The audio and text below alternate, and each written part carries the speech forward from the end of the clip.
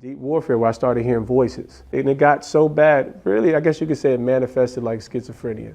I guess you could say it was a mini exorcist, real life exorcist experience. But unfortunately, there was no one who could really cast those demons out of me. And I ended up in hospital for 4 days in a psych ward. Now he fires downfield, and it is caught at the 24-yard line. How in the world did he do that? Tyree had Harrison all over him. The ball was on his helmet, but he got his other hand on it and pulled it in. Here is the part of the story that you know.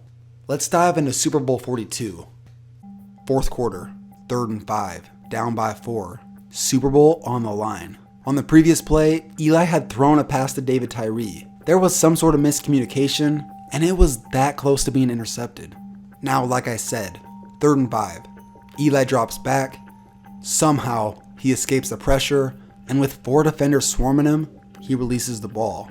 It ends up being a jump ball between Rodney Harrison and David Tyree.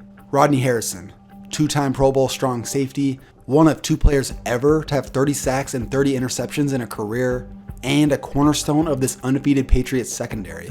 Then we have David Tyree, a career backup, mostly a special teamer. Going into this game, looking at his stats on the season, playoffs and regular season combined, he had a whopping 5 catches for 39 yards. Then he went on to have the 4th quarter of his life. He had caught a touchdown earlier in the 4th quarter, his first and only touchdown of the entire season. Then this. My own jaw dropped. I think for the first time as a professional, I was impressed. Impressed with my own work, Down the field, it is caught by Tyree. I was in awe, like, wow. My God, this ball's thrown and Tyree just goes up for it like a basketball player. Harrison trying to knock it down. It's just a storybook type of moment.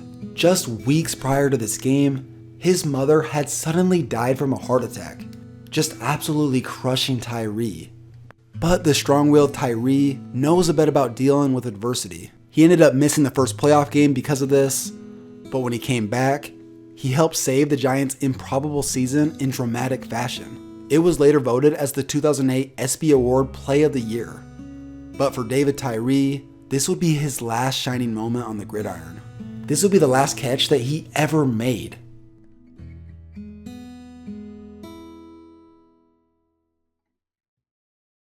(2008), the following season, Tyree ended up dealing with some injury problems during training camp, which he missed the entire season.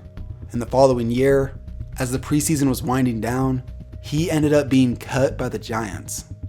Injuries could have possibly played a factor into this, but ultimately, he just wasn't good enough to get on the field. Even Tyree himself admitted he wasn't playing very well during training camp.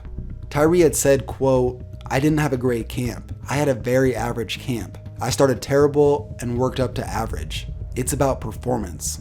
He did get picked up mid-season by the Ravens and appeared in 10 games, but never made another catch. After the season, he signed a 1-day contract with the Giants, which he then preceded that by calling it a career. He went from making the greatest catch in Super Bowl history to being cut and ultimately retiring 2.5 years later. Now it's time for the part of the story that you don't know. First of all, the fact that David Tyree was even in the league is amazing. And so by the time I'm in 8th grade, I'm on probation. Just 4 years prior to the Super Bowl, Tyree was an addict, locked up in a psych ward, and claiming to be possessed by the devil. Let me explain. Tyree had addiction problems since middle school. And here's a quote that Tyree once said in one of his interviews. Basically goes on to say that after every game, he would have a 40 ounce of malt liquor, smoke a blunt of marijuana, and drink half a pint of Jack Daniels.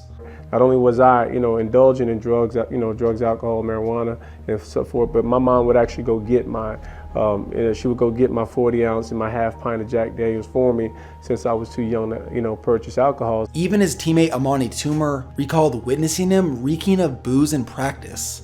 And during Tyree's rookie season, he was fined a total of $10,000 for constantly being late to meetings. And sadly, in order to pay the fines and feed his craving, he began selling marijuana. On March 3rd, 2004, Tyree was pulled over for a broken taillight, which then the police ended up finding a half a pound of marijuana, which they charged him with possession and intent to distribute. The case did end up being dismissed, but shortly thereafter, Tyree began to hear voices in his head, and it affected him so much that he claimed that Satan had taken control of his soul. He was telling family members that his name was the devil. After a failed exorcism, in April 2004, Tyree's family was clearly worried about him, so they admitted him to a psychiatric ward. Honestly, what blows my mind about all this is how did the New York Giants keep him around? I mean, it's not like he was the star quarterback. No, they were dealing with a 6th round pick who was basically drafted to be a special teamer. But this ended up turning out positive for the New York Giants. Tyree ended up making the Pro Bowl and first team All-Pro in 2004, literally just months removed from the insanity of his personal life. Yeah, he was never a dominant receiver for the Giants, but he was an elite special teamer. Just to clarify, I wasn't watching the New York Giants special teams unit in the mid-2000s, but based on the articles I've read, he was one of the best gunners in the entire league. So now looking to the aftermath of his career, overall, David Tyree is doing very well. He ended up turning to religion, which completely turned his life around. As of 2004, he promised his wife he would never drink again, which, according to what I've read, is still true. And on July 22nd, 2014, he was named Director of Player Development for the New York Giants, which honestly, that seems like the perfect job for him. Here's a quote from the man himself.